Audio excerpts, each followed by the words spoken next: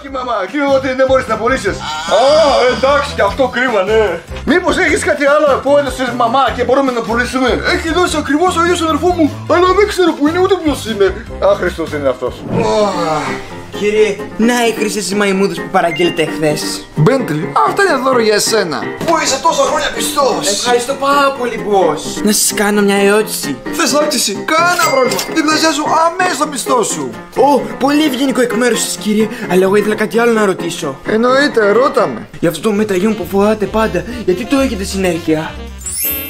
Α, αυτό είναι το μοναδικό πράγμα που έχει μείνει από τους γονείς μου. Είναι μοναδικό. Δηλαδή, μόνο εσείς το έχετε, κύριε? Έχω ακούσει διάφορες ιστορίες, αλλά πιστεύω πως ναι, το έχω μόνο εγώ. Α, μάλιστα, κύριε. Εντάξει τώρα, έλα σπάσουμε εδώ το κουμπαρά να δούμε πόσα λεφτά έχουμε. Όλη η ζωή εμείς βγάζαμε εκεί τα λεφτά. Πιστεύω πάρα πολλά λεφτά. 1, 2, 3.